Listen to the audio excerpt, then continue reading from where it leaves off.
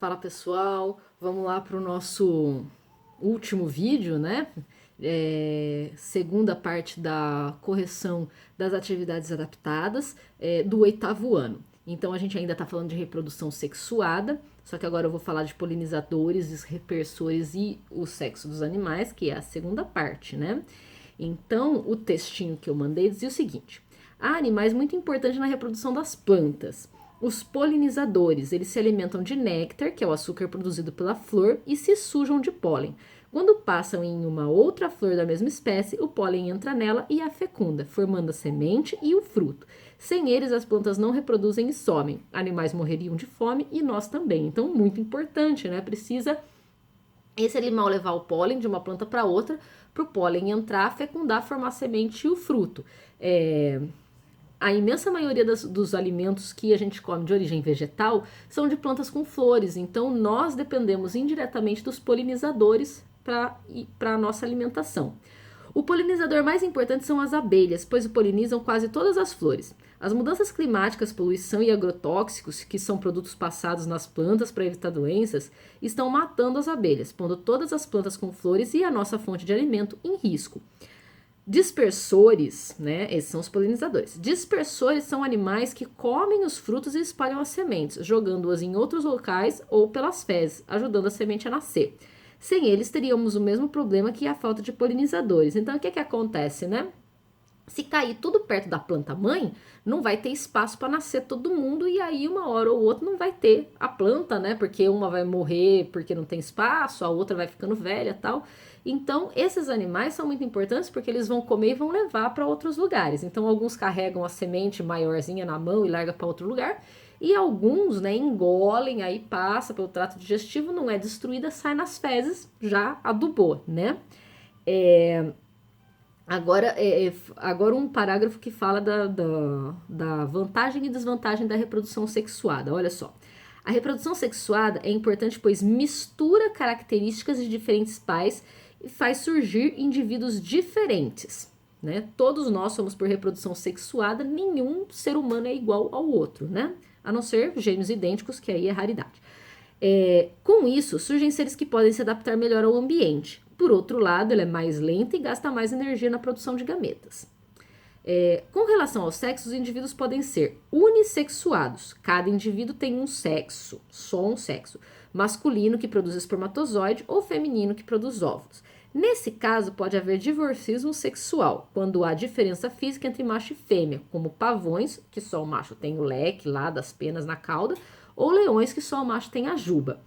Então, unissexual é como a gente, né? Tem macho e tem fêmea. O macho só produz espermatozoide, a fêmea só produz óvulos. Então, isso é unissexual. Alguns desses eu não consigo bater o olho e saber quem que é macho e quem que é fêmea, mas outras espécies eu consigo, como esses exemplos que eu dei. Então, se eu consigo saber só de olhar quem é macho e quem é fêmea, se chama dimorfismo sexual. Agora, outros casos são hermafroditas. Hermafroditas são aqueles que não existe macho e fêmea. Porque, olha, todos os indivíduos produzem tanto óvulos quanto espermatozoides, então não há macho e fêmea. Na reprodução, ambos saem grávidos ou com ovos. Minhocas e a maioria das flores são hermafroditas. Então, toda flor, ela tem a parte feminina, que lá embaixo, né, tem um tubinho e lá embaixo tem aonde vai estar os óvulos e em volta tem umas hastezinhas com um pozinho amarelo que é o pólen. Então, ela produz óvulo e pólen. Elas são hermafroditas. As minhocas também produzem óvulos e espermatozoides, todos os indivíduos. Quando se encontram as minhocas, todas elas, né, saem com ovinhos. Então, isso é hermafrodita. Agora, atividade, né? Para responder.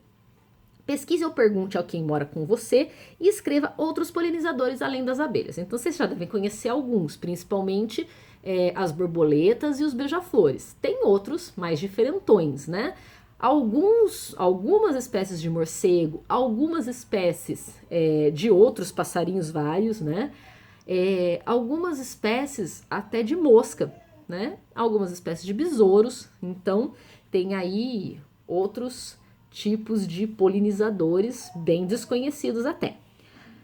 A 2, pesquise ou pergunte a quem mora com você e escreva pelo menos 5 animais dispersores. Então, animais que comem os frutos e espalham as sementes.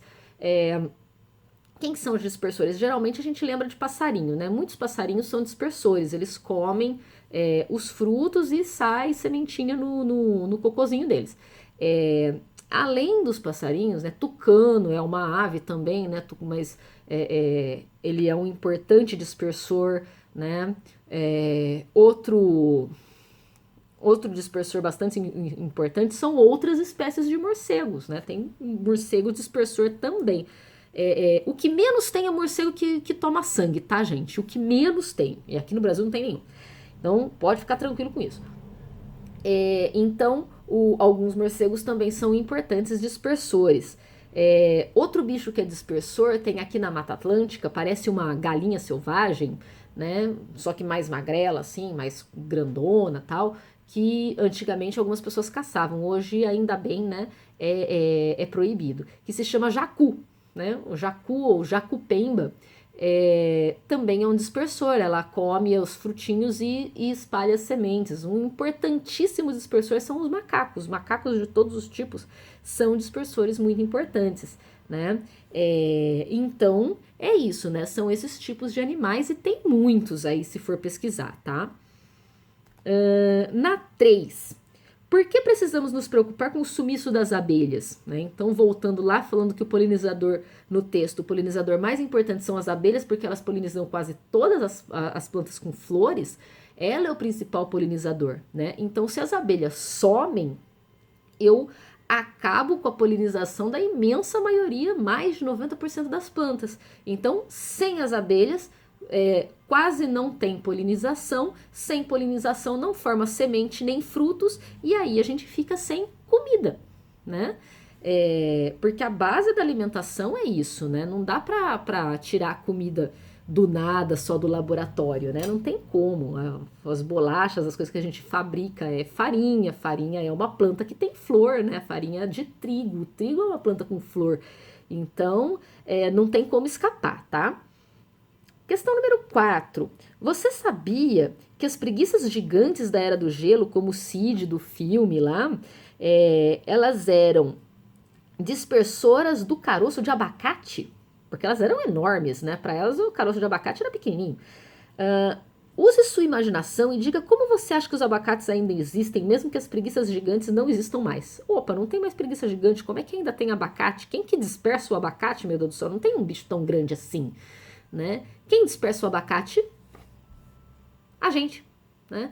Nós dispersamos o abacate porque a gente pega aquela semente e a gente planta ela, né? Então o abacate existe até hoje porque o ser humano planta abacate, né? 5. Outra historinha aqui. Os peixes palhaços se unem com parceiros únicos. Eles casam até que a morte os separe. Se um morrer, por exemplo, a fêmea, o parceiro deixa de produzir espermatozoide e passa a produzir óvulos. E se une a outro produtor de espermatozoide do cardume. Para ele, troca de sexo, como assim? Né? Isso porque eles já têm capacidade de produzir os dois gametas desde o nascimento. Diferente de pinguins, por exemplo, que há machos e fêmeas separadamente. Qual deles é unissexual e qual é hermafrodita e por quê? Então, unissexual é o pinguim, que eu falei aqui, que tem macho e fêmea separado, né?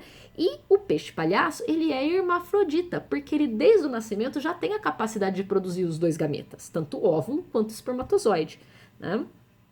E a 6, em veados, né? Aquele animal bonitinho lá com os chifrinhos assim, né? Em veados, os machos possuem chifres com os quais disputam o mais forte para ficar com as fêmeas. Um macho só fica com um monte de fêmeas e ele vai disputar com os outros quem que vai ficar. Que nem leão também faz isso, né? Ele disputa para ver quem é o mais forte para ficar com as fêmeas que não tem chifre nenhum. Fêmea não tem chifre. Já os cisnes são tão parecidos uns com os outros que é preciso fazer exame de sangue para saber qual é o macho e qual é a fêmea. Qual dessas espécies possui dimorfismo sexual e por quê? Então, dimorfismo sexual é quando eu bato o olho e sei quem é macho e quem é fêmea. Então, Quem tem dimorfismo sexual é o veado, porque eu olho para ele e eu vejo a diferença. O macho tem chifre e a fêmea não. Né? O cisne não tem dimorfismo sexual, porque eu não consigo olhar para ele e saber qual é macho e qual é fêmea. Ok? Então, essa foi a terceira atividade, né? Vamos agora para a quarta e última atividade do segundo bimestre, né? Que era praticamente uma revisãozinha, né? Eu tirei umas fotos de um livro didático aqui, que falava sobre a fecundação interna e externa, os animais ovíparos e vivíparos, né? E tinha algumas perguntinhas aqui. Também falava sobre o desenvolvimento direto e indireto, a metamorfose, né? E tinha algumas perguntinhas. Então, quais eram as perguntinhas aqui, né? A primeira perguntinha era: o que são animais ovíparos? E dê 2 exemplos. Então, ovíparo, ovo, né? Então, animais ovíparos são aqueles que botam ovos. Vocês podiam falar qualquer bicho que bota ovo, desde os peixes, os sapos, rãs e pererecas, os répteis, né? Pode ser tartaruga, lagarto, cobra, e as aves, né? Cisne, galinha, pato, ganso, passarinho, tucano, arara, né? Todos esses bichos são ovíparos. E quem é mais espertinho vai saber que tem um mamífero que também é ovíparo. Se você nunca ouviu falar, pesquisa aí. Ornitorrinco, ele é muito bonitinho. Eles produzem leite, eles têm pelinhos, eles mamam, são fofinhos, mas eles botam ovos, né? Mas ele é todo diferentão, tá? Tô falando por curiosidade. E a 2 dessa página era: o que são animais vivíparos? E dê 2 exemplos. Então, o vivíparo é aquele que não produz ovos. O embriãozinho cresce todinho, desenvolve inteiro dentro do útero da mãe. Então, quem é vivíparo? Né? Por curiosidade, existem alguns tubarões e algumas serpentes que são vivíparas, por curiosidade. Mas você poderia pensar em qualquer mamífero sem ser ornitorrinco, né? Então, em nós humanos, em baleias, em elefantes, cachorro, gato, cavalo, vaca, né? Coelho, né? Então tem bastante bicho que mama aí para pensar, para colocar nesses 2 exemplos pedidos aqui, né? Aí depois então falava do desenvolvimento direto e indireto e tinha mais... não, desculpa, na mesma página tinha embaixo. O filhote da mosca, né? Tem aqui o desenvolvimento da mosca, tá lá o bigatinho e depois a mosca, né? O bigatinho aí tem uma pupa e depois a mosca. Ele pergunta: o filhote da mosca é parecido com ela? É um bigato? Não, né? Nada parecido, nem um pouco. E o filhote da traça de livro? Aqui do lado ele colocou uma traça de livro, né? Aqui, ó, pequenininho. Oh, meu Deus, ele fica girando. Aqui é a traça de livro. Se olhar para eles, eles são parecidos, né? Então, o filhote da traça de livro é parecido, ele é semelhante ao adulto. Então, no caso aqui, né, a gente ia ter a mosca com desenvolvimento indireto, né, metamorfose completa, e a traça, ela é muito parecida, mas ela tem algumas diferençazinhas. Então, a traça ela vai ter o desenvolvimento indireto, o desenvolvimento indireto com metamorfose incompleta, né? Então, vamos lá para a última página, que tinha aqui, ó, a reprodução do sapo. Eu não consigo mostrar para vocês, ele fica girando, não sei porquê, a reprodução do sapo. Aqui, né? Tá aqui. E, bom, vocês devem ter recebido, né, a atividade. E aí as perguntinhas lá, então mostrava o ovinho, o girininho, aí o girininho desenvolvendo as patinhas e tudo mais. Então, as questões, né? A fecundação do sapo é interna ou externa? Né? Então dá para ver que os sapos aqui estão soltando os óvulos e os espermatozoides na água no desenho. Então, se está soltando os gametas na água, é externa, né? Aí forma o ovinho na água. Aí ele pergunta: como é o nome do filhote do sapo? Onde ele vive? Aí tá lá, né? Você vai seguir o desenho e vai ver a palavrinha girino, né? Eles são girinos e eles vivem na água. Que modificações acontecem com o filhote do sapo até ele ficar com a forma do sapo adulto? Então, vai seguir o desenhinho e vai falar o quê? Que ele vai perdendo o rabinho, ganhando as patinhas, né? Além disso, o girino também ele tem brânquias que nem peixe que vão fechar e vai desenvolver o pulmão que não tinha antes, tá? Mas só pelo desenho dá pra ver ele perder o rabinho e ganhar as patinhas. E aí ele termina falando aqui, né? Quando o sapo está totalmente formado, ele não consegue mais respirar dentro d'água. E aí conversar sobre as alterações que ocorrem durante o desenvolvimento, né? Aí. Então, por que ele não consegue mais respirar debaixo d'água? Porque ele perdeu as brânquias, que é para respiração aquática, e ganhou pulmões, que é para respiração fora da água. Então, aí ele não consegue mais, né? Mas ele precisa estar perto da água, senão ele seca todo, né? Porque a pele dele perde água. Então, gente, é isso. Espero que vocês tenham entendido um pouco mais da matéria, aprendido um pouco mais sobre essas coisas todas aí de reprodução, né? Então, a semana que vem vai ter a avaliaçãozinha e depois a gente já começa a pensar no terceiro bimestre. Dediquem-se e fiquem bem, tá bom? Até a próxima!